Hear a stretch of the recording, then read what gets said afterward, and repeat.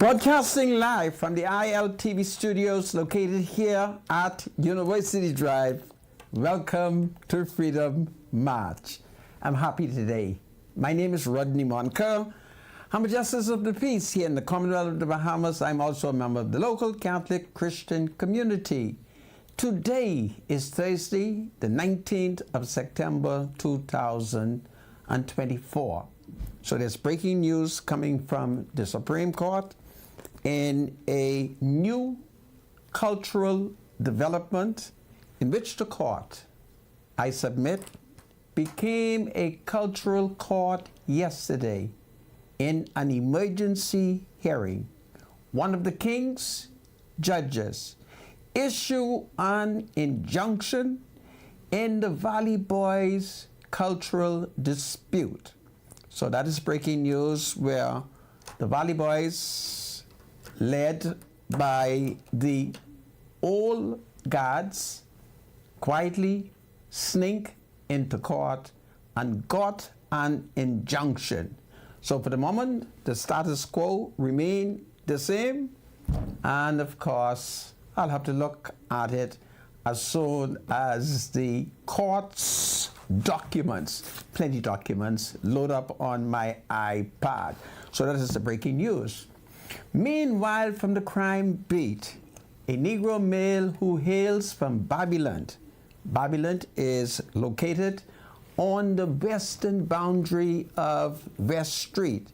Well, a Negro male who is alleged in 2017 to have killed a 17-year-old Negro lad, while it is alleged he was killing an older person. Well, he fled to the United States of America, and let's say maybe it's about 5-6 years ago. He has been arrested and he has been brought to the Capitol. So that is a very significant piece of information which is developing. Meanwhile, the heads of agreement, which apparently was signed between the government and Bahama, announced $350 million expansion. But Bahama president, he has an interesting warning. We look at his warning for what it's worth. God save the king. God save the Commonwealth of the Bahamas. God save tourism. It's powerful today.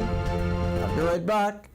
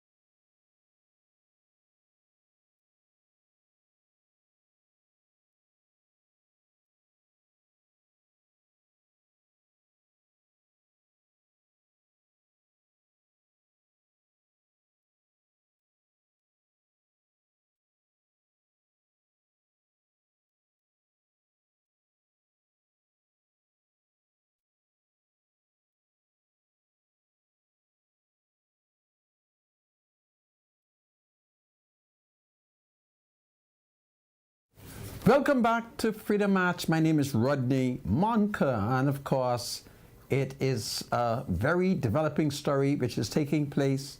Apparently, yesterday, the Wally Boys, that would be that faction, which is called the world famous Wally Boys, they went to the Supreme Court and they got an ex parte injunction.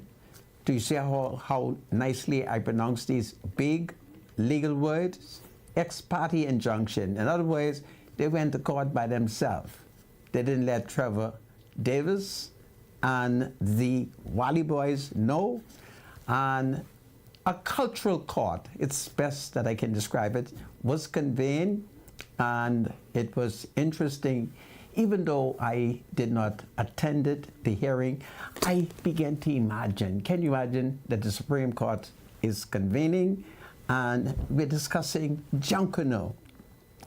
So I thought it was great. I thought it was unique. And then, of course, they have been able to get the court to issue an injunction, and the court say everything is to remain as it is. In other words, the Registrar General is prohibited from striking off the registry the world famous Valley Boys, because she had written them, she told them that if they didn't withdraw by the 19th of September, she will strike them off. But they run to court, and the court said to her, don't strike them off. I want to hear what is their arguments. So that is what is taking place. And the only thing I don't like about this hearing is, if you're going to a cultural court, right, there should have been goatskin drum beating around the court, cowbell shaking, bugle. I mean, can't we be different? If I was going to court over my Junkanoo group, I would have organized the bush warriors. We would have gotten our spears, our bow and arrows, we put all our straw, and just rush around the court. Anyway, these fellas, they're not as cultural as I am, okay? But my spiritual advisor, praise the Lord, he's here, and I'm certain he has on the whole armor of the Lord, the spiritual advisor. Bradley Roll, welcome to Freedom March. Thanks so much, Darville. Good to be here. Thank you. Okay, so what we doing today now? Oh, yes, Hebrews chapter 9. They say forget. You got to pay attention to this now. Which Bible should I look at? You need a red Bible. A red Bible. Do you have a red Bible? I've left my red Bible home. Okay. Well, you can actually find it on your phone. Okay. Forgive me, as soon as if I may be coming down to something. Really? Yeah, I don't know what's My going on. spiritual advisor, do you think you should put on a mask? But I feeling kind of funny. But anyhow, listen. God will take care of you, okay? Oh, hallelujah. Yeah. So Hebrews chapter 9. Sandra, let's pay attention to this. Let me teach. I shall. Go ahead. I'm going to teach a lesson today that a lot of folks probably have not been taught. All right? Now, yesterday we had this discussion, and I can show you for a fact that if you're not baptized, you cannot get into heaven. All right? That's a fact, because Jesus himself said it. In order to enter the kingdom, you need water and spirit. You need those two. So if you don't have water, if you don't have spirit, you can't get into the kingdom. So yesterday, young man, and most folks who don't know their Bible advance the argument about the thief on the cross. And they'll tell you, well, the thief on the cross, he went to heaven. That is not true. The thief on the cross didn't go to heaven. Jesus Christ told the thief on the cross that day that he would go with him to paradise. All right? Then we got to go into this big Bible study about where paradise is, because paradise and heaven is not the same place. Really? All right? No. Okay. All right? And I have proof of that too, because the Bible teaches us that when Jesus Christ died, he went to hell. He did not go to heaven. Jesus Christ did not go to heaven until 40 days and 40 nights after his resurrection. He ascended up into the heavens, and I can prove that. So when Jesus Christ died, he did not go to heaven. All right? Jesus and the thief went to paradise. And I can prove that paradise and heaven is not the same place. All right? And the reason why we have this big confusion in Christianity is because people don't have a read Bible. And so they advance this argument that the thief on the cross, he wasn't baptized. Well, John's baptism was in place at that time. We don't know if the thief on the cross was baptized by John. We can't prove that. But we can prove that Jesus Christ actually forgave that thief on the cross while he was alive, because he had the power to do it. Jesus Christ had the power while he was on earth to forgive sins. But when did Jesus Christ pardon that thief? Was it under the old covenant or was it under the new covenant? Because on this side of the cross, we're under the new covenant. So we have some new set of rules that we should follow. Now watch this. Hebrews chapter 9, 15 to 17. Pay attention now, because a lot of people miss this. And they miss this because they don't have a read Bible. It says, for this reason, Christ is the mediator of a new covenant. Mark that. That those who are called may receive the promise, eternal inheritance. Now that he has died, past tense, as a ransom to set them free from the sins committed under the first covenant. So you see there, it's two covenants. Christ is the mediator of a new covenant. And then there was a covenant prior to that one, which was the old covenant. Now, when was the thief pardoned? Under the new or under the old covenant? Look at verse number 16. In the case of a will, and Sandra, you will understand this very clearly because you are a JDP. You are Justice of the Peace, right? I'm a JDP. Not just now. In the case of a will, follow this, Sandra, it is necessary to prove the death of the one who made it. Does that make any sense? That is true. Because a will is enforced only when someone has died. Is it true? That is true. It never takes effect while the one who made it is living. Is that a fact? That is right. So in essence, if I draw up the last will and testament of Bradley G. Roll, when would that will take effect? Upon your death. Thank you very much. Put it back up again, Sandra. All right? Producer. When Jesus Christ spoke to the thief on the cross, Jesus was still alive. And as a result of that, the old covenant was still in effect. The new covenant did not take effect until after Jesus Christ died, was buried, and he rose again the third day. Verse number 16 says, in the case of a will, it is necessary to prove the death of the one who made it. Because a will is enforced only when someone has died. It never takes effect while the one who made it is living. So Jesus Christ was alive when he spoke to the thief on the cross. And Jesus Christ pardoned the thief on the cross under the old covenant. We are on the new covenant now. And we have a new set of rules by which we are to follow if we want to be in obedience to God. So after the resurrection of Jesus Christ, a baptism was ushered in. And I'll show you that baptism tomorrow as we continue to look at how people make this big mistake. You're not a Bible scholar if you try to deny baptism for remission of sins by using the thief on the cross as an example. Because the thief on the cross did not die under the new will. He died under the old covenant with Jesus. And the thief on the cross didn't go to heaven. He went to paradise. And paradise and heaven is not the same place. Anyhow, any questions, call me, 814-6096. I'd be glad to answer these questions. And this is one of the reasons why I am Rodney Munker's spiritual advisor. Hebrews chapter 9, 15 to 17. May the word of God forever and ever be blessed. We thank you, producer. Back to you, Sandra. Ladies and gentlemen, behold my spiritual advisor. I thank you, my spiritual advisor. Absolutely. Where is paradise? Paradise is a place where disembodied spirits, those who do God's will, go. Abraham's bosom. This is where paradise is. Those who die righteously in Christ, they go to paradise, await the resurrection, which is the last day. When the resurrection comes, the dead in Christ will rise first. And then we who are alive, the Christians who are alive, will be caught up in the air to meet with Jesus. So obviously, paradise cannot be heaven. Because when Jesus Christ returns, the dead in Christ will rise, and then all the Christians will be caught up to meet the Lord. The dead in Christ Only will rise first. Where shall they arise from? The graves. And Wherever there's the sea, will give up the dead, the earth. Wherever you die, because you know some people die in the sea, right? okay. Yeah. So the Bible didn't leave them out. In the book of Revelation, said the sea How gave up the then dead too. did the others get to paradise if the righteous are buried in the grave and in the sea? Those who died under the old covenant, when Jesus Christ died, his blood flowed back to them. And guess what it did? You notice how the blood of Jesus Christ flowed forward to us in 2024? And we can receive the blessings of the blood of Jesus Christ by obeying the gospel.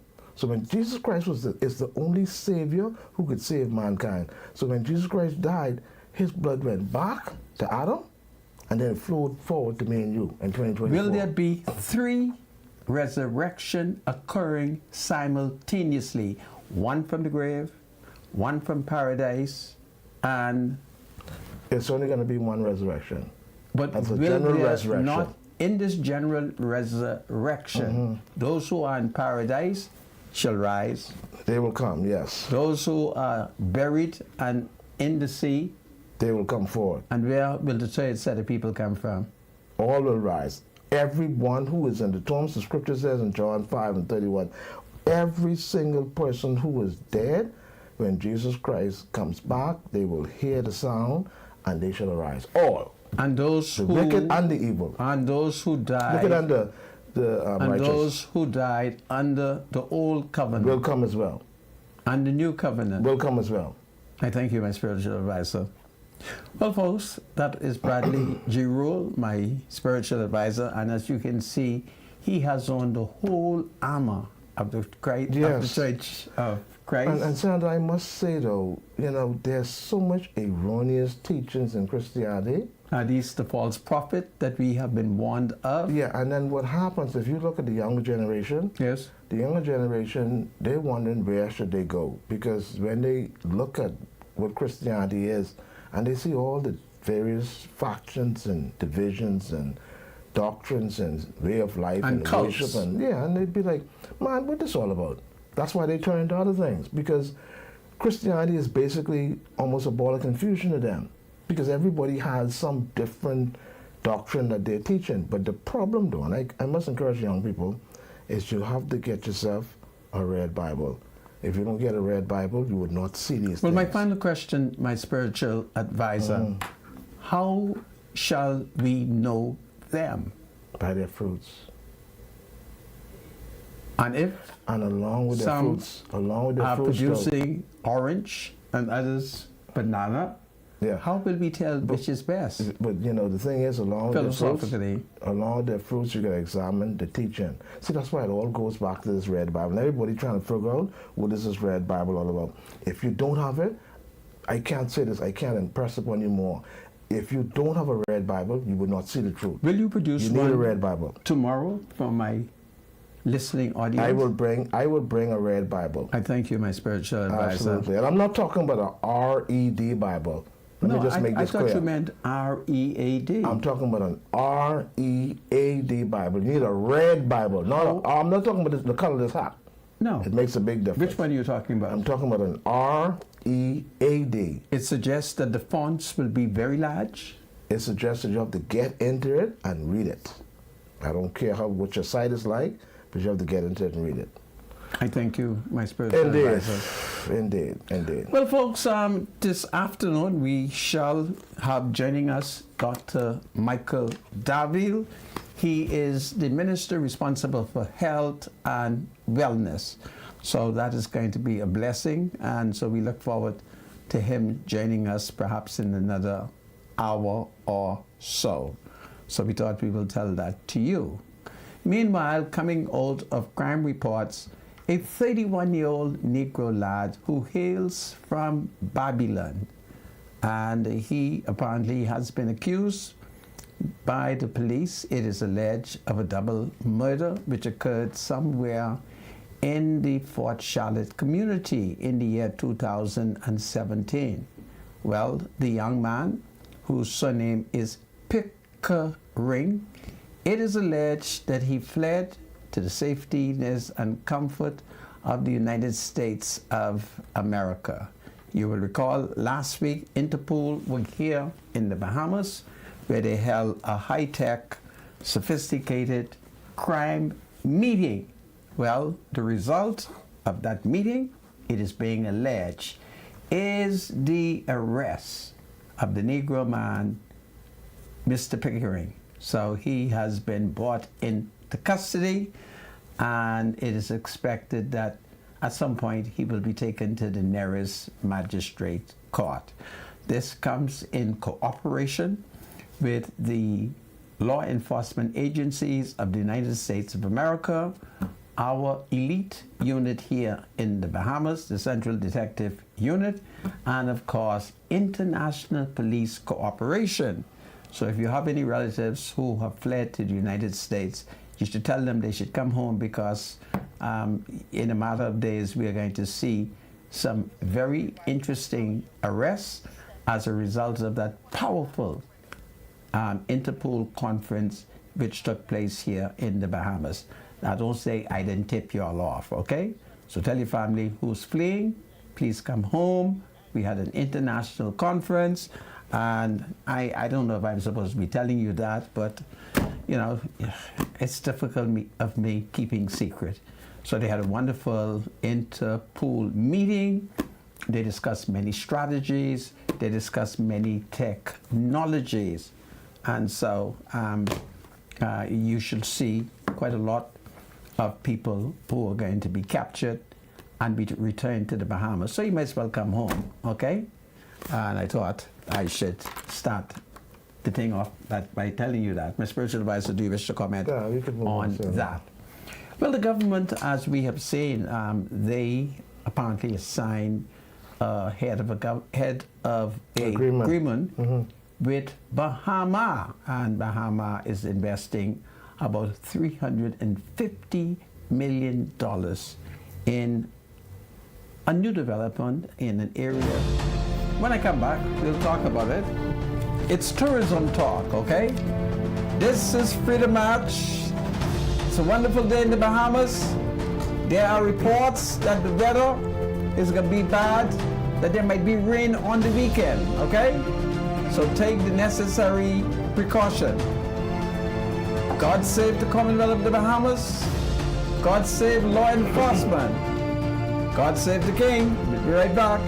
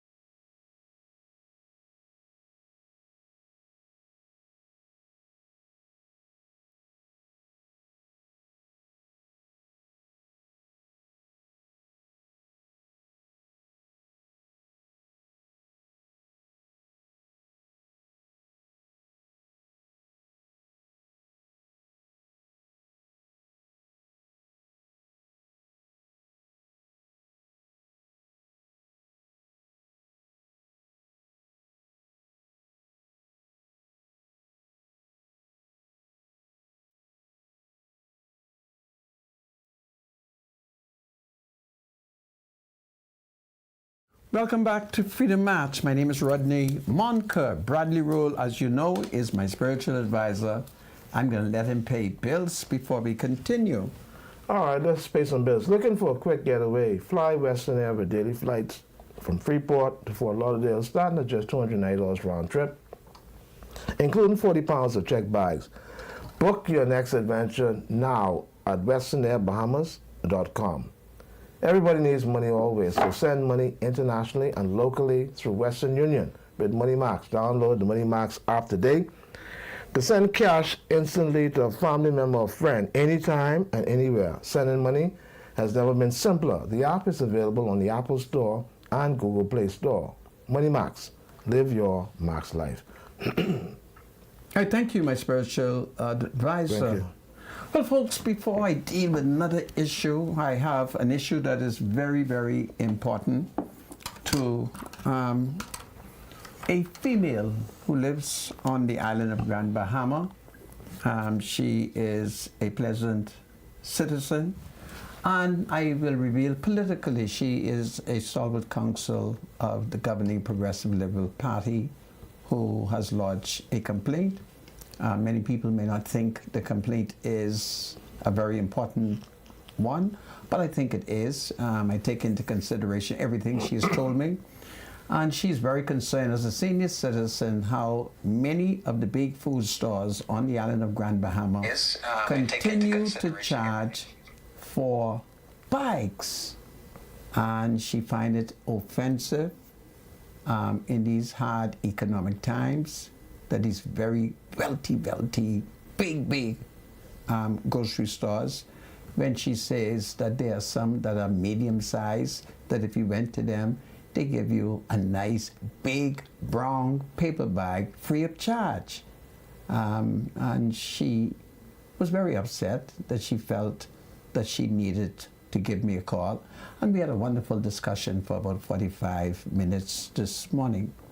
I'm not going to name the food stores today, but I'm going to recommend that the big, large food chain on the island of Grand Bahama should have some social feeling, and that they should provide senior citizen with some big paper bag.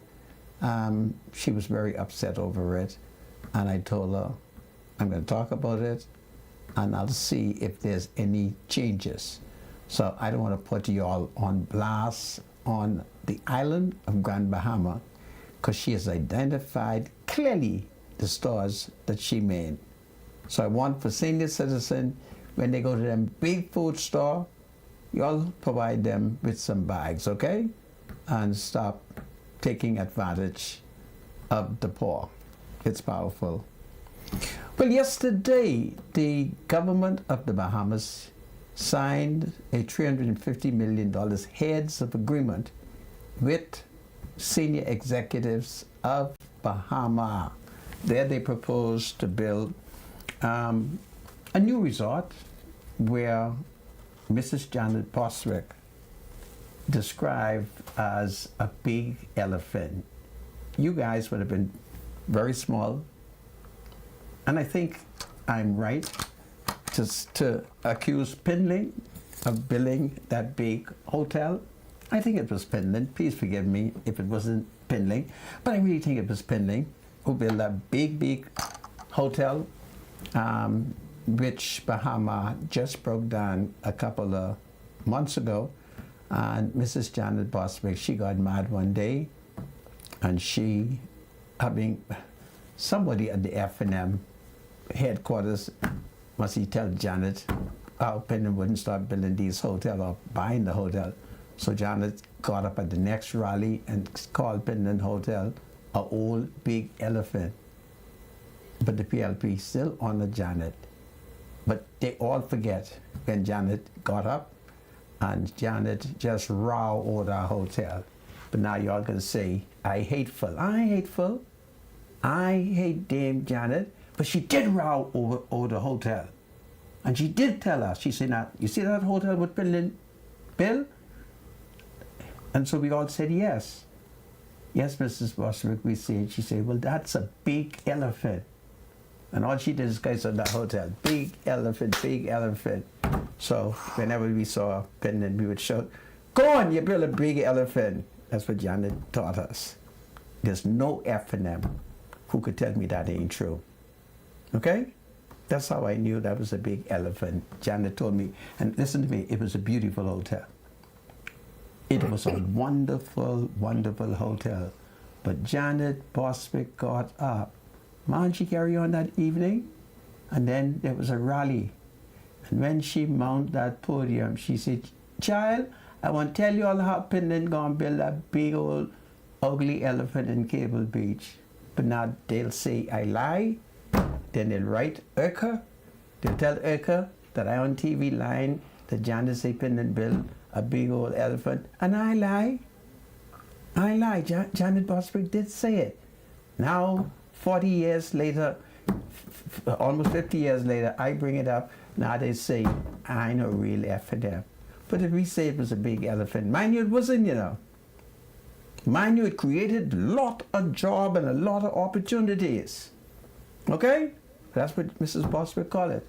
But that same old elephant, you know, Bahama broke it down, and they signed $350 million heads of agreement. There's a commitment to build a big, big resort, and they say they shall employ approximately 400 people. So I think that's great. But the president of Bahama, it's a man named Graham Davis. He has had some very interesting thing to say on the sideline as they met yesterday to sign the head of agreement. And he has seen a tremendous drop in the tourism business at Bahama. And he has attributed this to the election campaign taking place in the United States. Aha! But y'all won't tell me that I shouldn't campaign. Y'all won't tell me that I shouldn't talk about American politics. But Graham Davis, the president of Bahama, he see a sign. He see things. He see the money fall. He see the tourists that ain't coming. And we need them tourists to come. And the only way I can ensure that the tourists come is to make sure that Donald Trump win. You hear me? But y'all don't want to believe me. Just because I wouldn't be racist, y'all don't want to believe me. But you need to read the article so that what you can read what Graham Davis is saying. And Graham Davis, he worked for the Chinese. He ain't working for no American. He's working for China, because that's the Chinese hotel. All right? And so it's very, very important. And that is why I call upon Bahamians everywhere to defend tourism. Donald Trump is tourism. Donald Trump is money. Donald Trump is our man. Fight, fight, fight. All right? It's very important. And that is why you have to understand why I continue to argue that we need Donald Trump to be the leader of the free world. And there's only one way he's going to be leader of the free world, is when the American peacefully, lawfully go to the poll. And what is happening now in America? Anybody could slip in over the border. If you could jump high and get over them wall, you could vote. You heard me? There's no real law taking place in America. Any foreigner who could get in can end up voting. And that's a major conspiracy which is designed to prevent our man, Donald Trump, from winning.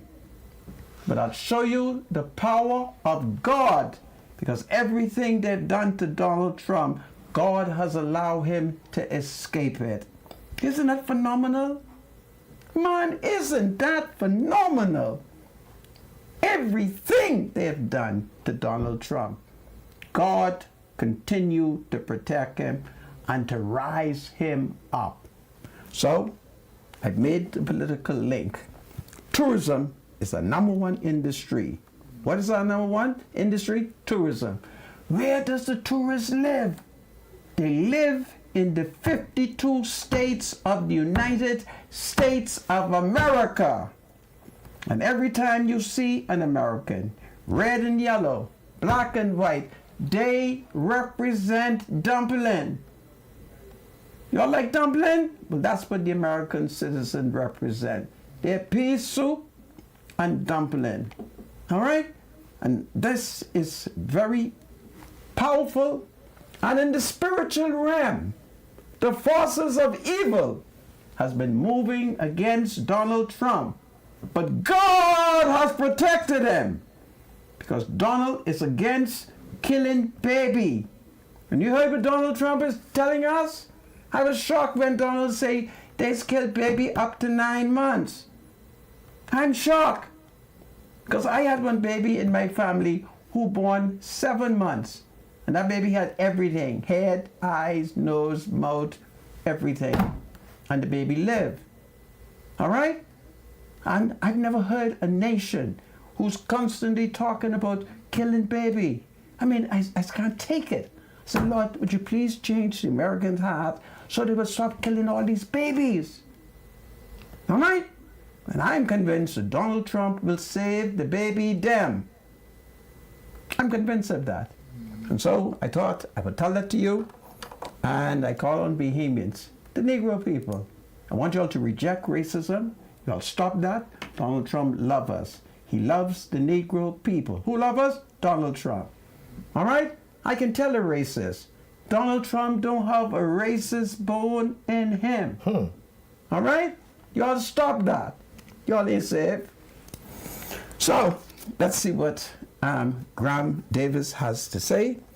Bahama has experienced a slowdown in business heading into the fall season.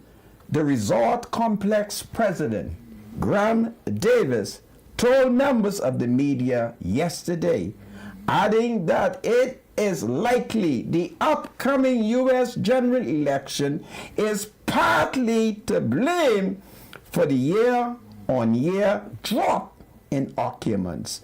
Davis, not to be confused with the Prime Minister, who spoke to the media on the sideline of the head of agreement signing between Bahama and the government for a $350 million hotel where the Malia Nassau Beach Resort once stood, added that forward bookings for next year, while strong, he added that while forward booking for next year, while strong, have not been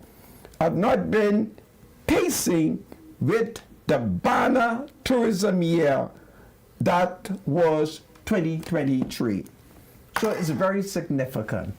And what is going on in the United States is a level of gangsterism that they think we cannot see because we are third world people. And they forget that these kind of things used to be practiced in the third world. But the Bahamas election standard is excellent. You take it from me. Here in the Bahamas, the Parliamentary Registration Department don't cheat. We don't cheat. If you run in a constituency, PLP or FNM, if you lose, they declare it. If you win, you declare it. Not like in the United States. Because Donald Trump is showing us, piece by piece, that they robbed him. And that is what is going on. Because yesterday in the United States Congress, there was an attempt to pass legislation to protect the integrity of the election. But the Democrats rejected that, which means all I got to do is to find a way to get into Mexico.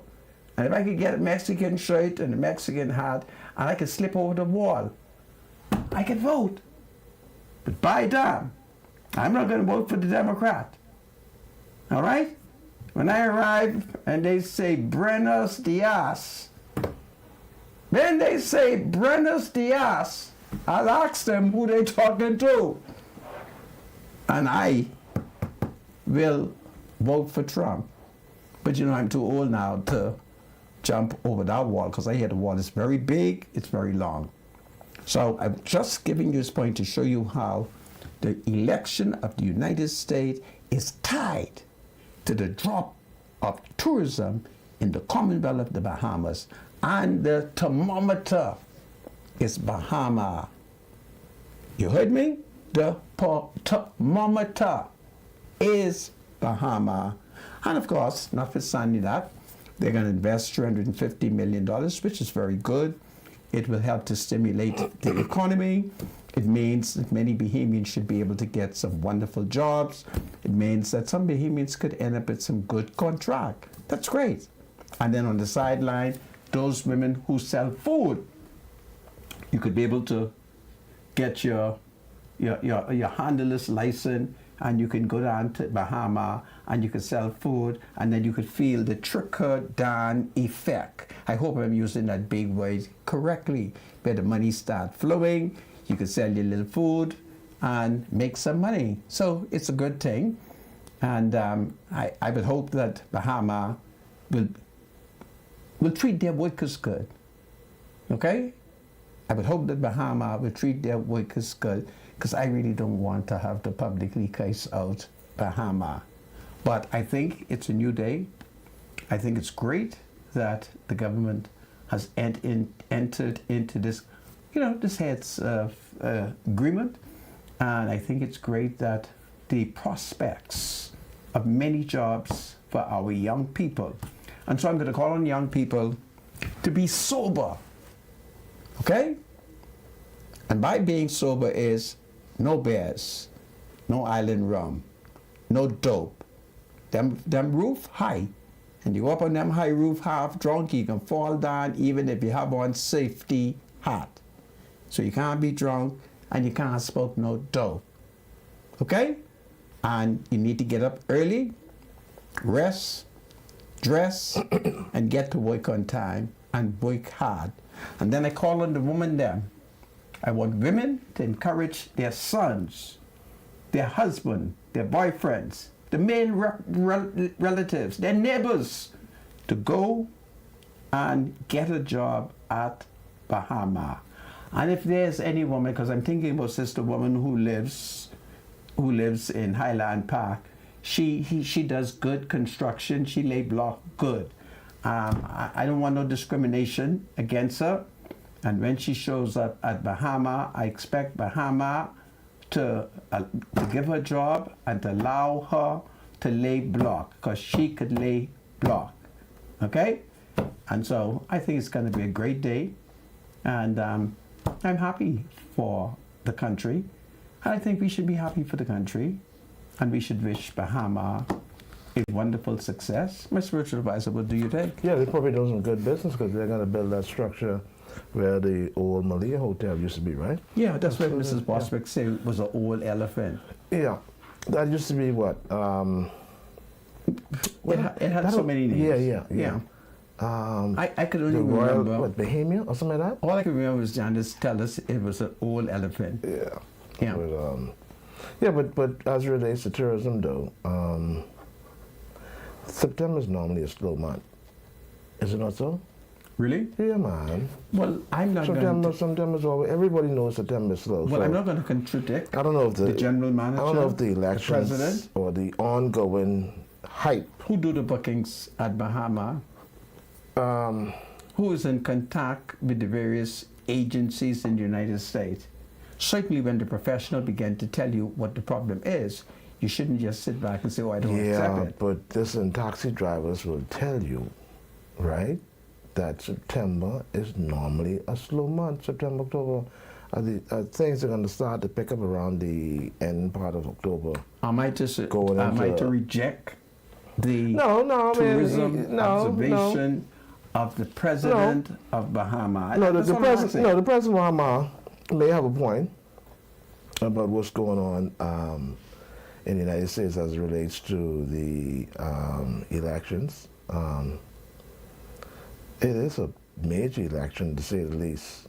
And Americans can't take no chance and leave home because Donald Trump said he cheated. Yeah, they could leave home. But How I you can guess leave home, and if you leave home, the next thing you know, they start cheating. Don't forget now, America is getting like Venezuela. I don't know if you could do that, you know. How you mean if I could do that? There's no evidence to prove that there was any cheating at all. Is Donald Trump a white man? What they get doing? Answer my question.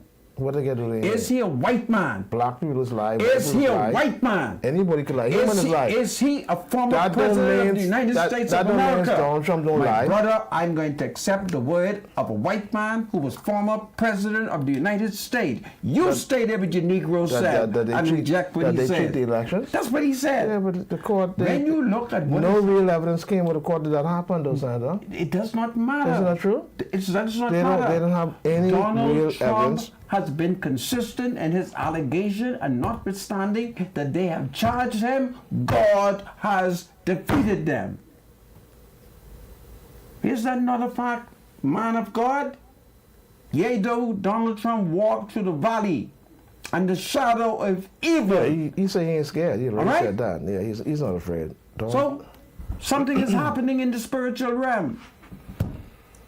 All the allegation that is levied against Donald Trump, they say one thing after the next. And then God delivers him. Delivers him. They say he got 34 criminal convictions. And the vast majority of the people of the United States of America has rejected the criminal conviction. Isn't that amazing? The vast majority. How is it that a man who has 34 counts, 34, huh? Yet God lifts him up. How is it?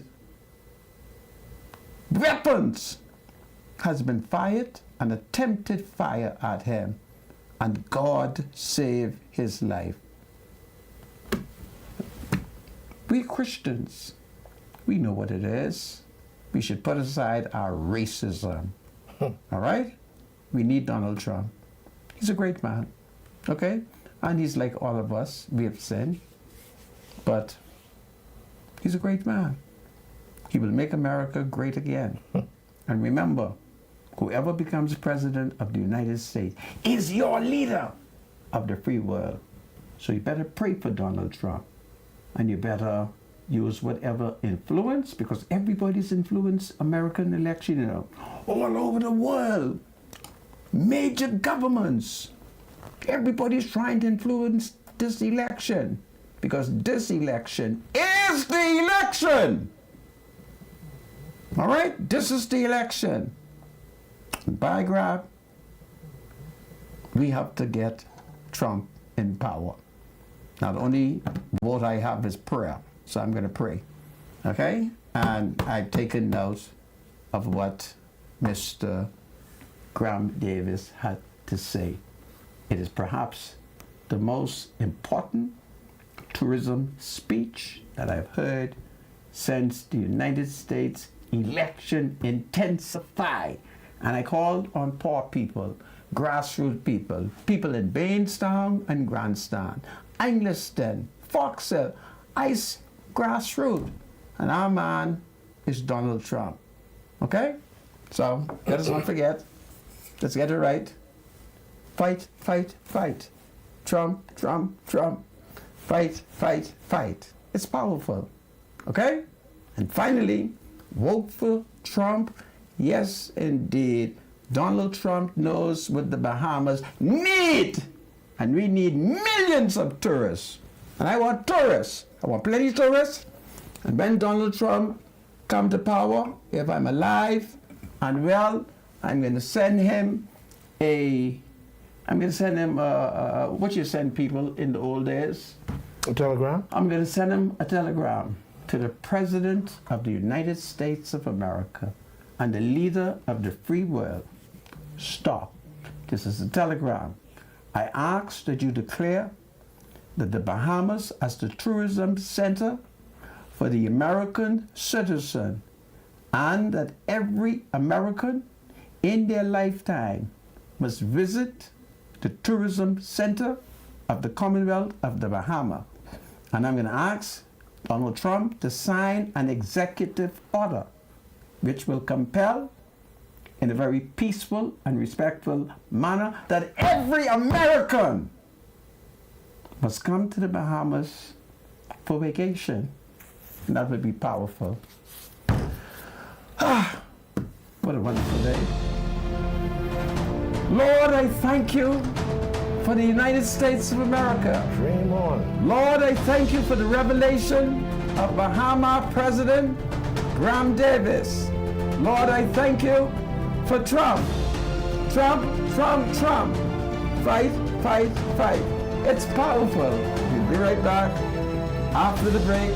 Hold on, everybody. It's a wonderful day in the Bahamas.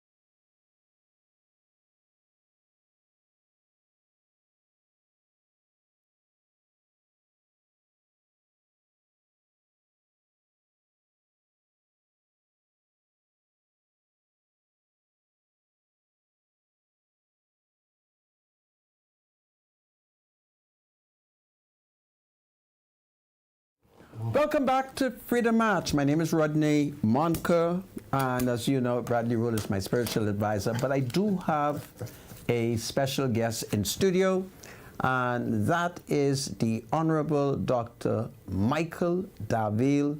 He's the Minister responsible for Health and Wellness. Dr. Darville, welcome to Freedom March, and it's a pleasure to have you here. Thank you so much to be here, and also good afternoon to your audience. Well, I thank you.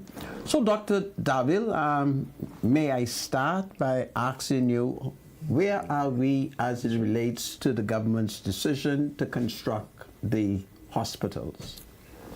Well, thank you. That's an excellent question, Rodney. If you were to go into our blueprint for change, you would see that prior to being elected, we promised the residents of New Providence and Grand Bahama a hospital in Grand Bahama and a hospital in New Providence. I'm pleased to report that the health campus in Grand Bahama is now out of the ground. Yes. And we are intending to present to the residents of Grand Bahama in the latter part of next year a completed product of Phase 1A and Phase 1B, which will provide urgent as well as emergency healthcare services, and the residents of Grand Bahama will see the vertical construction for the multi-story tower, which will be the beds associated with the new hospital. As far as New Providence is concerned, I've been waiting patiently for the environmental report and certificate to come from the Ministry of Environment. We have that in our possession. Yes. We have completed all of the documents associated to meet the requirements for the Chinese Exim Bank. They are presently in Beijing, and we are waiting patiently for the final word for the loan itself. So we are moving swiftly ahead to begin to break ground for the new facility here in New Providence, located off the highway, yes, next to the six-legged highway, close to where we are right now. Okay. Any projected idea for the completion of either of the hospitals? If you were to look at our feasibility report for the new facility here in New Providence, the construction phase is anywhere from 30 to 36 months. And so if we were to calculate where we are now, in 36 months, we would get a pretty exact figure of when that facility would be completed. But we are confident that the vertical construction will be up before we go into the next general election. Whether or not the hospital will be functional, well, that is a work in progress, and we are hoping that we can make up for some lost time as it relates to that construction. I'm kind of curious, what do you think will be the economic spin-off from it? In other words, can people in the construction industry look forward to any jobs? There's no question. There will be substantial amount of jobs created in the construction industry during the construction of the facility. Those construction jobs will be via our what we call subcontractors associated with the construction itself, because the lead contractor will be a Chinese-based contractor. Okay. But there will be subcontracting jobs available, and we anticipate the impact will be substantial, with up to about maybe 300 to 350 construction jobs during the construction phase. I need to go to a kind of very interesting topic.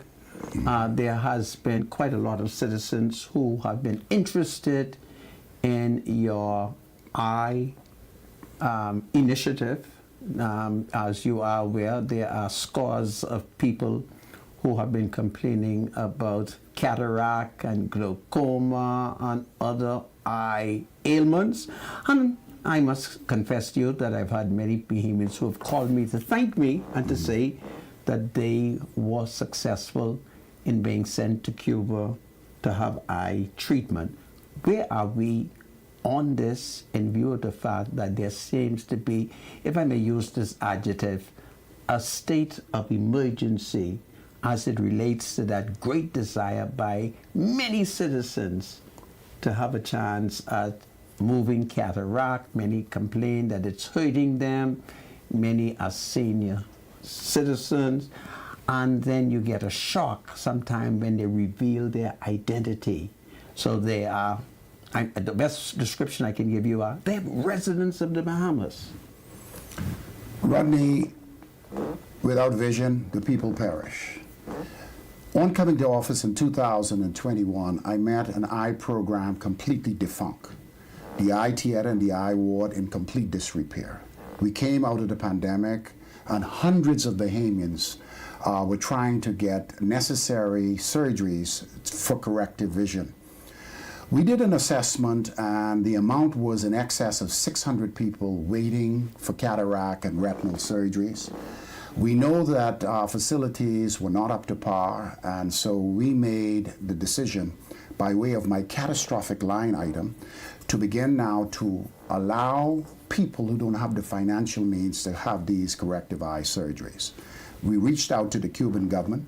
We came up with a program where the government now, for individuals who qualify, will have access to corrective vision. We will send them to Cuba. We will pay for the airfare. We will pay for the accommodation. We'll pay for transport, and we'll pay for the surgeries. To date, I can boast that in excess of 400 people have access to these services, and we're successful. We still have a lot more work to be done. I also like to speak about. I'll also like to speak about the issue with the most recent eye surgery program that we did in Marsh Harbor. By way of the World Cataract Foundation, for the first time in the history of the Bahamas, we did surgeries with the eye program at the Marsh Harbor Clinic, and some 80 to 90 individuals had successful surgeries. Oh, that's powerful. So that's powerful, along with our program in Cuba. We also have a program with the Chinese government that is about to be launched.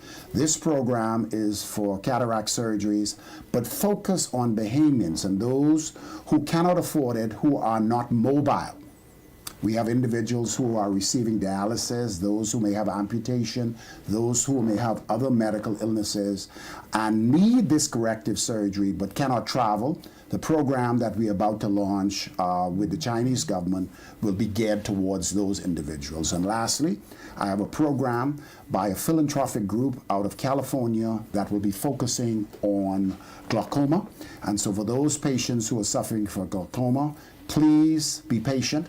We're about to launch this program before the end of the year so you can access glaucoma interventions as well. How is the eye clinic progressing on Soldier Road, if I can put the question like that? There has been complaints that people have been given appointments and then it's rescinded, or people have been called a day before they are expected to be seen, if I'm saying it correctly. Family Island people. I have had complaint from Andros and Harbour Island, where a person was called, told that they were selected, and it appeared that it was ignored that they were residents of the Family Island who needed to now find a means to get to Nassau and perhaps even find accommodation. How should I put that question to you? How do we... I think the question is legitimate. The program itself at the Soldier Road Clinic sometimes is oversubscribed. There were some logistical problems in interfacing our cataract surgery programs with Cuba. We are resolving those issues. The details associated with the delay is more than just a complication here in New Providence. But the residents of the Bahamas should know that to interface with the Cuba program, we have doctors who are here who do the necessary screening, and they are the ones who make the determination of whether or not you are a candidate for the Cuba program. So we have our optometrists, we have our ophthalmologists, and we also have some biomedical engineers associated with the program. The way how it works, you're called in to be assessed. The assessment is completed. Then a determination is made of whether or not you're a candidate for the Cuba program, you're a candidate for the Chinese program, or you're a candidate for one of the programs that we have earmarked for the Family Islands. Sometimes the program for Cuba, we do send about 50 people a week. There is a slight delay in the program right now, but it has to do with logistical problems in Havana and not us. And so if the Cubans are not prepared to see our patients, it does not make any sense to send them and then they sit in Cuba without getting the surgery. So these are the challenges we face with moving patients from the Family Islands to New Providence and on to Cuba. Sometimes we have a set time, and we are called by the representatives in Cuba to say this week is not appropriate, we're not prepared, and so we sometimes have that logistical issue where we need to notify a patient who has come to Nassau that you're supposed to leave tomorrow, and the program itself is delayed from Cuba, not so much from the Bahamas. What is it that I've not asked you that you may want to tell the public? Well, first of all, I would like to give a public an overview of what we've been doing in the Ministry of Health for the last 3 years. The Ministry of Health is a very complicated ministry where we have NHI, we also have the Public Hospitals Authority, we have the Department of Public Health, and we also have the Ministry of Health.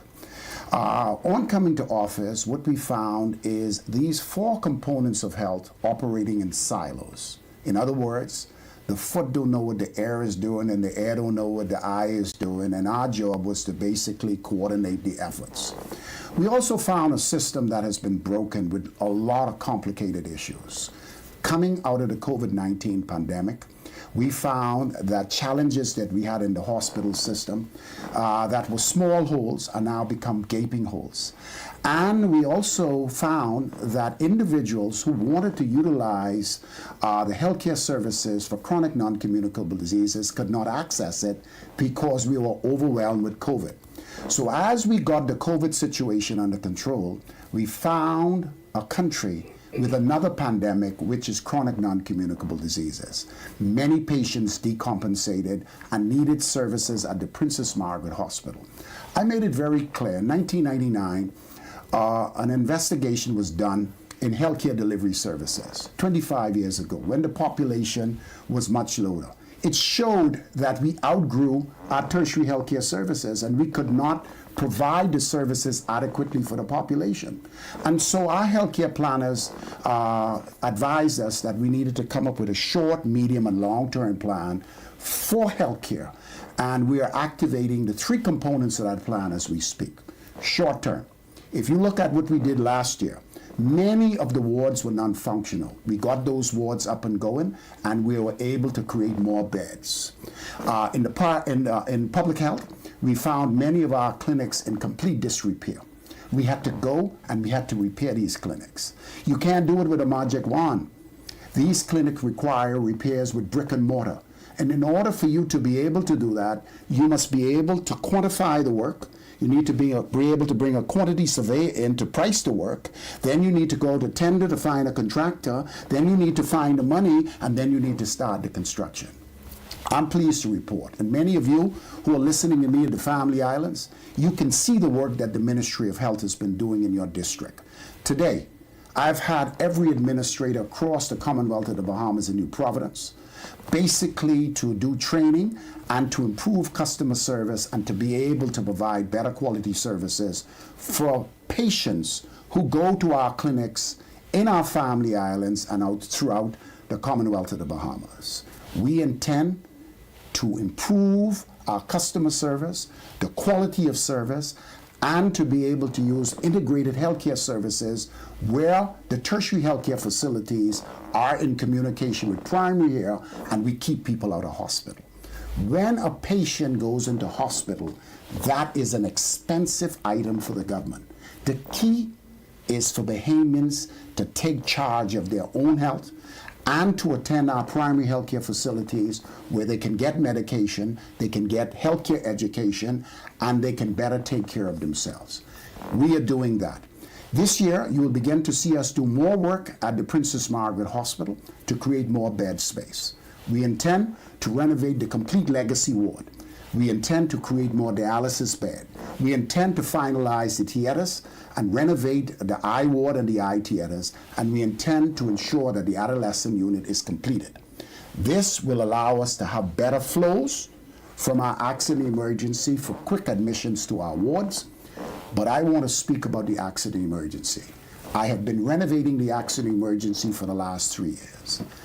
I am pleased to report that we are about to bring the accident emergency into full operation.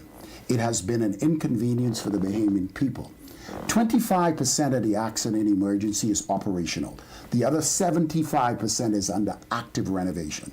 The Bahamian people will be pleased of what the Ministry of Health will provide for you. My mother always told me, Rodney, that your front room is your best room. Yes. When you enter that room, don't mess up the front room, because people assess you based on the front room. Our accident emergency is the front room, and it is one of our weakest points right now. We intend to open up the balance of the accident emergency where our patients could be comfortable, where our doctors can work in spaces that is conducive for delivery of quality health care, and where we can provide a better service in our emergency room, which is the triage facility that moves patients, whether it's surgical, whether it's medical, whether it's psychiatric, and the list goes on and on. And so the Ministry of Health is going through a transformation process. We are renovating, we are bringing in IT systems, we are improving our manpower resources, we are training, and we are also bringing in additional support from other countries to fill the gaps that currently exist. This is powerful. What are the conditions of our clinics? I've had complaints, let's say from Fleming Street in Bainstown and Grantstown, that there seems to be no one checking and ensuring that garbage is moved on a timely basis. Do we have someone who is overall responsible to monitor public clinics with a view to determining, is the garbage, are the rubbishes being moved on a timely basis? Who is responsible to call the Department of Environmental Health and say, listen, this container has been overflowing for 2 days, 3 days, a week, 2 weeks? Rodney, it is a vexing issue.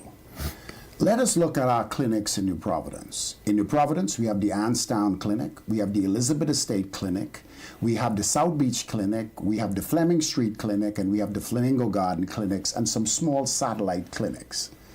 I am pleased to report that the Anstown Clinic is near completion with full renovation, and we will be providing additional services. The Elizabeth Estate Clinic, which has been under active renovations for many years, is now completed, and we are populating all of the new spaces in that clinic. The Blue Hill Clinic is completed and fully operational, and it now has created the ability for us now to focus on Fleming Street and Flamingo Gardens. One of the things with our clinics is we do have vendors who are responsible for cleaning and maintaining, and we do have administrators. What we have is our own garbage disposal systems that are sometimes accessible to the general population. And some of the clinics are not fully secured. And so we do have individuals from all over dumping garbages at our site and leaving the place in complete disrepair. We are coordinating with the environmental health to ensure that rubbish, debris, medical materials are moved from our facilities in a timely fashion. We have work to do, but we have come to the realization that the responsibility lies with us. And so our security staff must do a better job to prevent indiscriminate dumping at our facilities. A lot of people think that a lot of the wastage that is in our facility is exclusively ours, but it is people doing indiscriminate dumping at our facilities and creating the wrong environment, and we need to do a better job to do it. And when we look at Elizabeth Estate, we have a dumping situation there. The wall is very low, and people will pass and just throw things on the ground. We're going to find a way to secure garbage and to ensure that the movement of the garbage is in a timely fashion to keep our facilities clean and pristine. Talking about security, I've had quite a number of complaints from security guards at the Princess Margaret Hospital. They have alleged that the first security has not paid them. They have worked tremendous overtime. Then that security has been replaced. They can find nobody who would have said to the previous one, hey, you got to pay the staff out. And then they go or are re-employed by a new security. And there's nobody to defend them. So there they are, providing security under duress, providing security without being happy. What are we doing? One, to ensure that security is complying with the Security Act in accordance with the law. That's one. And what can the Ministry of Health do to ensure that those contractors are not exploiting and ripping off security guards, not paying them on a timely basis? That is an excellent question, and I do see it pop up from time to time on social media and even the major dailies. Security in healthcare is twofold. One, we have security officers that are employed by the ministry, and we have security officers by way of contracts. We do give contract to security firms to subsidize our security requirements at both our tertiary and primary healthcare facilities, and it's done at a set rate. The rules and regulations of how that's accomplished is embedded in the contract. They are responsible for maintaining certain areas, and let's take, for example, the Princess Margaret Hospital. The Princess Margaret Hospital have a security officer team that is hired by the Princess Margaret Hospital and the PHA, and we also have private security who subsidize those needs. The responsibility of payment goes to the contractor, and the contractor in the private sector is responsible for paying the salaries, uniforms, training, and the list goes on for their staff. It's very difficult sometimes when you give a contract to a private group to monitor exactly whether or not the employees are receiving their funding. Most of the challenges we see in the private sector is directly related to the contractor not paying their employees on a timely basis. Now, that may be complex. Sometimes there may be a delay from the government in them receiving their monies on time, and that could be a delay directly to the security officers. And sometimes the security firm could be paid, and there may be a delay with them getting it to their staff. I believe from the PHA's perspective, we need to monitor this and monitor even the private sector group to make sure there's proper vetting, to make sure the security officers are trained to respond to complicated issues at a healthcare facility. Because sometimes at a healthcare facility, you could have a patient behaving very, very strange, and it may be associated with a mental illness, it may be associated with a medical condition, and our security officers need to be fully aware of some of the healthcare challenges and to be able to function adequately. So from our PHA Academy, a new institution that we have created, we are now going to provide courses for all security officers who operate at our facilities to understand what their responsibilities truly are and to make sure that a regulatory framework is in place to ensure that they are able to perform at that level and provide the adequate services. Just hold on. This is Freedom March. Our special guest is Health Minister Dr. Michael Darville. God save the Commonwealth of the Bahamas. God save Dr. Michael Darville. God save the Princess Margaret Hospital. We'll be right back after the break. Hold on, everybody. It's a wonderful day talking medicine.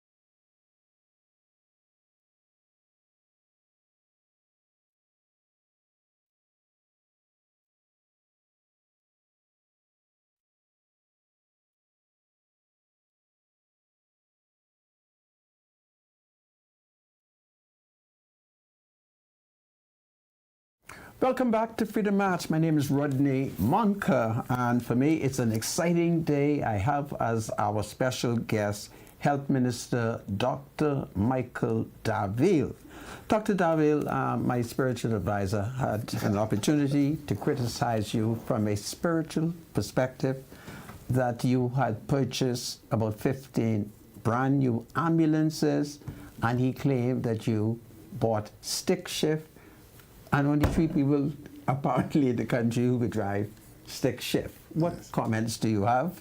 Okay. I've been reading social media. A lot of people have been criticizing the fact that some of our ambulances are manual.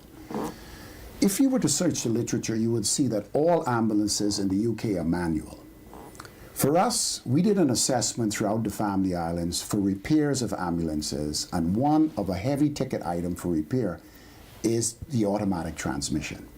We are now coming up with a system where we want ambulances in the country with as low as possible maintenance requirement as necessary, particularly in remote areas where we may not have the necessary trained individuals for repair. Now, for years, we have been trying to procure ambulances for the Commonwealth of the Bahamas. Coming out of the pandemic, we had 2 ambulances running. What does that mean for the country? When an individual calls, there's a long wait. All we need to interface with the private sector to get the private sector involved to assist us for the accident emergency. We brought ambulances in since coming to office. We lost a few ambulances. I know we lost one in Grand Bahama with a head-on collision. And most of our ambulances are insured from the government itself. And so we do lose a lot of product or ambulances as a result of road traffic accidents and its constant use. We have been trying to procure ambulances for years, and I'm so pleased by way of the IDB we were able to procure these 15 ambulances from Spain. They are smaller, they are compact, with a special chassis that will be able to handle the rugged terrain in the Family Islands. A lot of them are manual, and the reason why they are manual, they're low maintenance, and we believe we can get longer longevity and we could get better outputs as a result of these ambulances. Manual? Manual. Does manual Stick shift. Does manual mean stick shift? Yeah. Manual is stick shift. It is. Okay. It is a gearbox rather than an automatic transmission. Okay. All of our EMT and ambulance drivers can easily be trained in the use of these ambulances and how to handle them effectively. Yes. There's no problem with that. Our job is looking at the maintenance, and we didn't make these decisions alone. We have a whole team with the IDB who help us through the procurement process. And countries like the UK, all the ambulances are manual. So this is not an irregularity. This is the way forward for low maintenance and longevity for our emergency medical transport system. Wow, it's powerful. So, my spiritual advisor, are you comfortable now? Well, Dr. Darville, the thing is with manual shifting, right, especially in emergency situations, right, we know for a fact that as relates to emergency services, as relates to the fire branch, those fire trucks, all of them are automatic, right? You have people in these ambulances have to get into emergency situations. So you got a couple things you got to focus on. You got the shift, you got the gas, you got the clutch, and the brakes in an emergency situation. Shifting. Then you have to slow down. What happens when you stop on a hill? Then you have to balance. And balancing on a manual transmission is not something that is easy to do. But the minister is saying there will be training, eh? Right? There is training, spiritual advisor. The Bahamas is not the first country in the world that is using manual ambulances for the first time. There's countries all over the world that use manual. I made it very clear in the UK, all the ambulances are manual. This is just a simple matter of training. Can you chew gum and walk? Yes. Well, hey, listen here, I can drive a stick shift. I could be listening to music. I could be doing many things and drive. This is just a matter of training. And once the training is completed, I have no question in my mind that the services would be provided adequately and the patients will be safe, but it's all training. And we intend to train all of our EMT and ambulance drivers to be able to do this job. Automatic transmissions, is good. Minister, may I direct you to community nursing? What is the status of community nursing? I had the fortune of going just off Soldier Road as a lady was praising the fact that a community nurse had shown up to see her granddaughter. What is the status of community nursing, and how is that progressing and advancing, if I may ask? Well, Rodney, the Ministry of Health is going through a metamorphosis in providing services. First of all, we're looking at integrated healthcare services. How do you integrate patients who are discharged from the hospital and ensure that they are able to receive services at the primary level? How do we ensure that patients who are shut in and cannot move have access to healthcare services?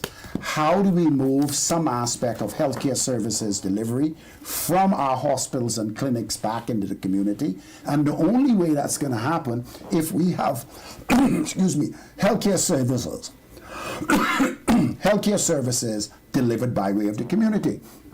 And so now at the Ministry of Health, there is a big thrust for us now to move back into the community to provide services. One of the things that is very important to us is compliance with medication.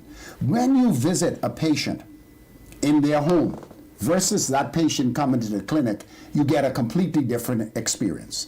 First of all, when you open the door, you can find challenges in the home. There may be no light.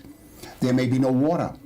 There may be a difficulty for the patient to move from point A to point B. And then when you sit with them and you do the manual testing, the blood pressure and sugar, and you ask for the medication, you may find a big bag of medication, which clearly tells you that the patient is not taking the medication. And so community-based nursing is paramount going forward as we start integrated healthcare services throughout the country. COVID-19 dampened it because a lot of our healthcare professionals were not allowed to enter. Now that COVID is behind the scene, we need to get back to the bread and butter of primary health care, and it has to do with community-based nursing. So the residents of Grand Bahama, New Providence, and the Family Islands will begin to see more community involvement and community nursing, where a lot of our healthcare professionals will leave the clinic and go into the community. Now, I've noted that you have said by public statement that the Ministry of Health is employing nurses from Africa. Tell me why, and how can young people in the Bahamas who have just completed training in nursing, how do they get your special attention? Because I've had a number of females who have been calling me saying, please tell Dr. Darville that we are trained nurses and we want a job in the health industry. So perhaps you might be able to tell those people who are interested in providing health care. I want to speak to every nurse in the Commonwealth of the Bahamas who is trained and registered with the Nursing Council. The Bahamas government, the Ministry of Health, the Department of Public Health, and the PHA is interested in employing nurses. The way how you interface with us is you write to the HR department at the PHA and the HR department at the Ministry of Health. We are interested in hiring Bahamians who are qualified first. Now, coming to office, we found that there was a shortage of nurses. The countries to the north is constantly in our backyard recruiting. Fast as we train them, they take them. And so it's my responsibility to look at where the deficits are, and if I don't have them in country, it is my responsibility as minister to provide the services, so I have to bring them out of country. When I came to office and we did an analysis of shortage, we found that there was some 400 plus nurse shortages in the system. Of the shortages, the bulk of the shortages were in our PHA, which is inclusive of our hospitals. So we found that of the 400 plus nurses, we had a shortage in specialty nurses. Specialty nurses are nurses who come out of university and come to the hospital and receive additional training in areas like orthopedics, obstetric and gynecology, and cardiovascular, and the list goes on. Operating nurses, operating theater nurses, renal nurses, and so we have shortages. Now, My strategy to fix these shortages are short, medium, and long term. The short term is to look at nurses in the country who are unemployed, who are interested in nursing, not as an administrative nurse, but a nurse on the ward. A lot of nurses are reaching out to us for administrative posts. We are top heavy with administrative posts. We want nurses on our wards and our clinics. Then it is the responsibility to look at our tertiary institutions. The University of the Bahamas put out some of the best qualified nurses in the world. That's why they're constantly in our backyard recruiting. As they recruit, we have spaces. And so my job is to recruit from abroad. I made it very clear in my public utterances that I'm recruiting nurses as well as doctors from Africa. We are now finalizing our recruitment exercises in Ghana. The next step will be Kenya. We're also recruiting nurses from other African countries, Botswana. We're also recruiting from the Philippines. This is to satisfy the short term. The second pillar in the program for manpower resources and healthcare is training. The University of the Bahamas is training. We are now training by way of our PHA Academy, where we're training trained clinical nurses. I'm pleased to report that we will now reach out for a memorandum of understanding with Baptist College University, who is in New Providence, to help us with the training exercise along with UB. And we will also be reaching out to Reeve College in Grand Bahama, who will help us with this training exercise. That is the intermediate step. Nurses take 5 years to produce. And so if we have recruitment out of the country, it takes me 5 years to replace a Bahamian nurse that we recruit from high school. And so the training must continue because the recruitment from abroad is continuing, and it is my responsibility to recruit from abroad as well.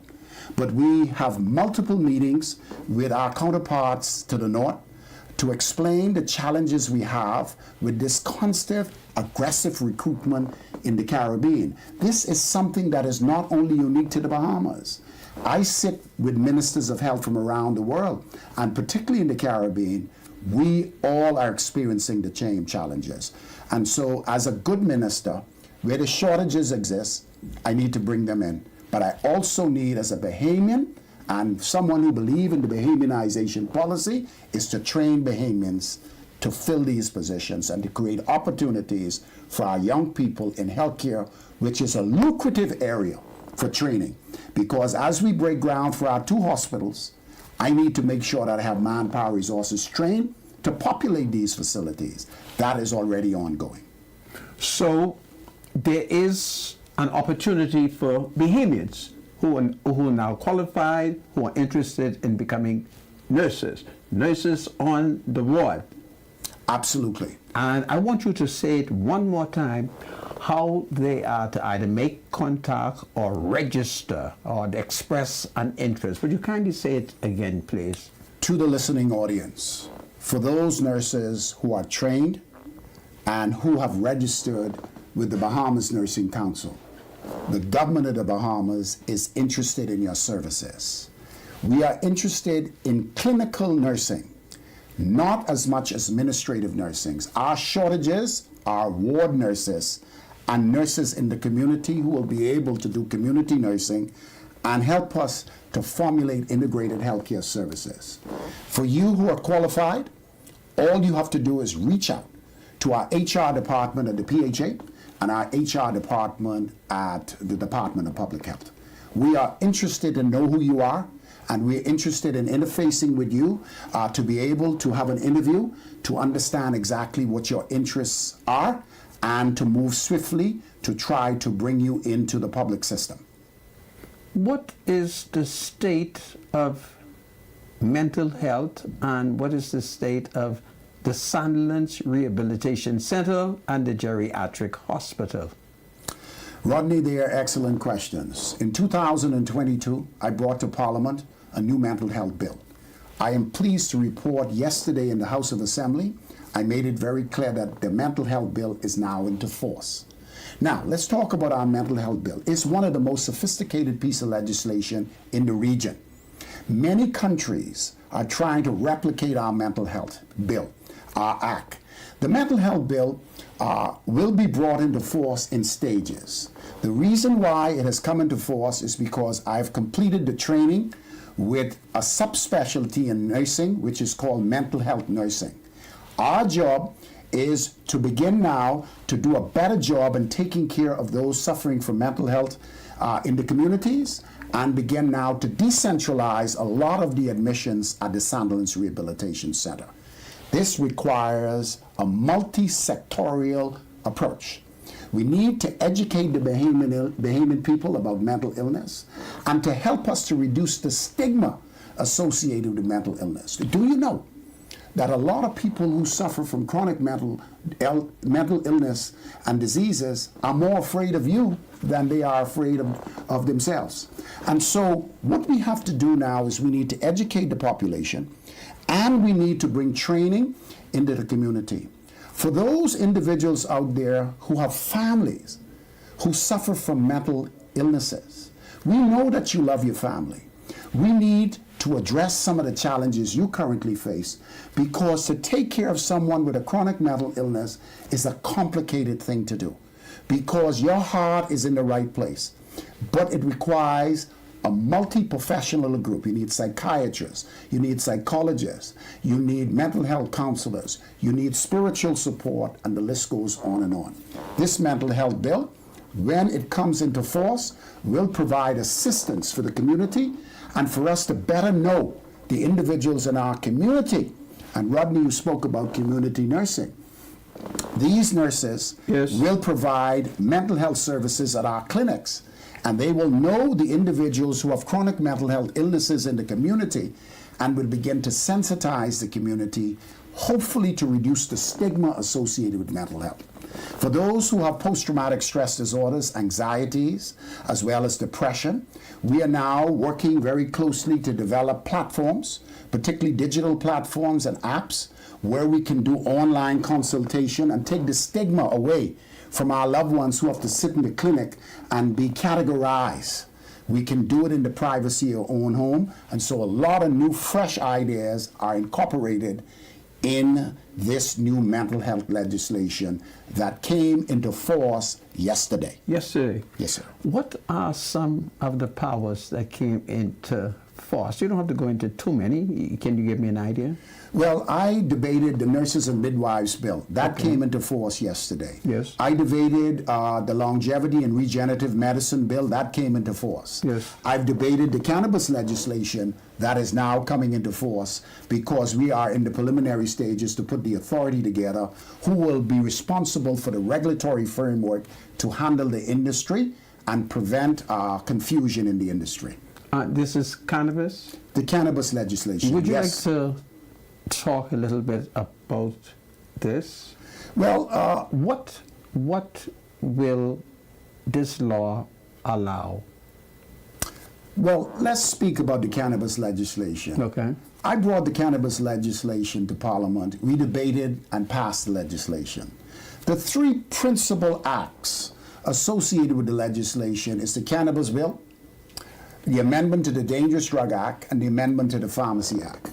What we did in the cannabis legislation, we removed the word Indian hemp, and we classified cannabis with a THC concentration at 0.3 or higher. So does that mean that it is no longer Indian hemp? In the legislation under the Dangerous Drug Act, Right. it was cited as Indian hemp as being a dangerous drug. We removed Indian hemp and replaced it with cannabis, and cannabis now is it's a controlled substance, but not a dangerous drug. Are you suggesting to me? I want you to forgive me because I'm not that educated. No, you are. Are you suggesting to me dangerous drugs by a new name is no longer dangerous drugs? No. What I'm saying, we have a Dangerous Drug Act, and there are certain drugs that are on the Dangerous Drug Act. Indian hemp was on the Dangerous Drug Act.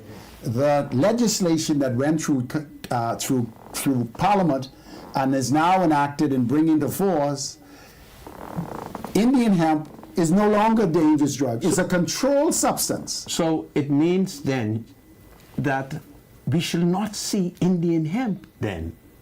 No. If Indian hemp has been removed, then the new drugs is not Indian hemp. Okay, let me Or clarify. is it Indian hemp married? Same Indian hemp, but married with a new title. No. Let's go.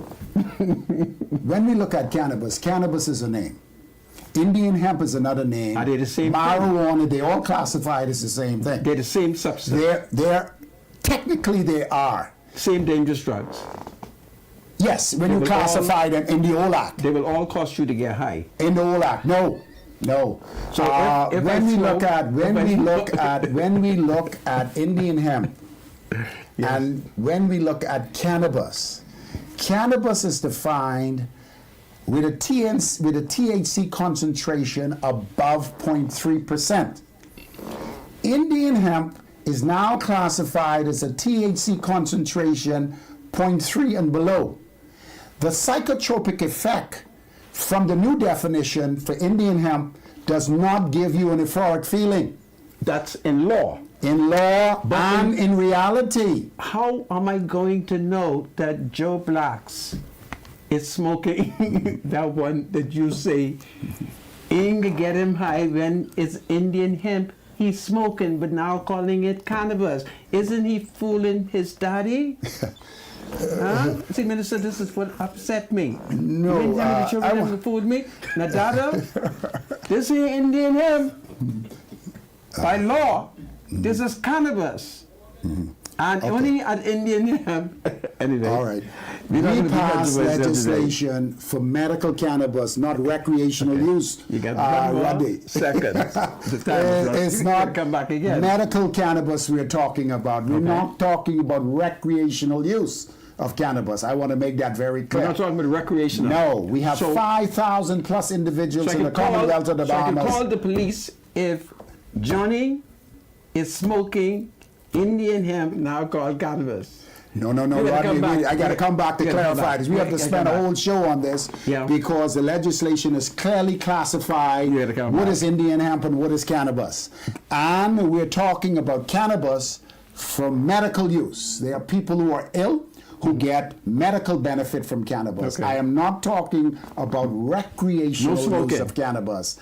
We're speaking about the regulatory framework And the to doctor bring into the cannot country prescribe- medical Can cannabis. the doctor prescribe 3 joints for me? No, the doctor will prescribe cannabis based on the training that all doctors who will be a part of this platform will be able to provide cannabis. But he cannot provide a joint for me. There's many ways to utilize cannabis. You We can can smoke provide. it. You can can put smoke it? You can smoke it. No, Minister, You I'm can opposed to that. actually put it in teas. You can put it in food products. You gotta come back. We got to come back to talk about the cannabis legislation. You got 2 It's big, seconds. and it is something that is on the way, gotta and come it will back. create opportunities for You Bahamians. gotta come back. But we're speaking about medical cannabis to treat medical illnesses. Me gish, me goosh, me gish, me guy, heli, jaw. Nephew, I'm opposed to this. I don't care how much priest you are. I shall. Minister, I want to thank you. I have to constantly Yeah. preach to one of the high priests. Last thing his ma tell me is, I don't want that boy smoking no dope. Right? Yeah, let me tell you something, man. So, Minister, you're going to have to come back. I have to come back and speak about decriminalization, Yeah. its use for religious sacrament, Oh, its God. use for medical purposes, and the God. fact that the medical industry will be operated simultaneously with an illegal industry. You think I'd be able and to the get a regulatory license? framework. Who? You think I could get a license Listen here, to man. grow some grass? I will give you the voice license. Right? Really? Yeah. This is powerful. So, folks, we have with us the Minister of Health. We're coming to the end of the show. Minister, what are some of your final words? And you have to come back. Come on, give us some final words until I hear the music. Okay. I want to thank the Bahamian population for their patience for us over the last 3 years in the Ministry of Health. A lot is going on in the Ministry of Health. We are upgrading clinics. We are upgrading hospitals. We are bringing in manpower resources. We are trying to digitize the healthcare services. We are working diligently to bring an e-clinical record. We want to make sure that we improve our flow chains as a result of medical supplies and medicines throughout the Family Islands. We want to make sure that the Bahamian people have a better experience when they go into our facilities. That requires training. And we want to give individuals in the healthcare sector the opportunity to upgrade themselves, to work along with us so that we can begin to make the necessary steps Well, let me just towards step in this one national quickly. health insurance. How is our blight rate coming on? Is it good? It's good. Thank you. Yeah. Folks, Health Minister Dr. Michael Darville, he must come back again so we can talk. God save the Commonwealth of the Bahamas. God save the health industry. God save the King. God save Dr. Michael Darville. It's powerful. Take good care, everybody. Go well.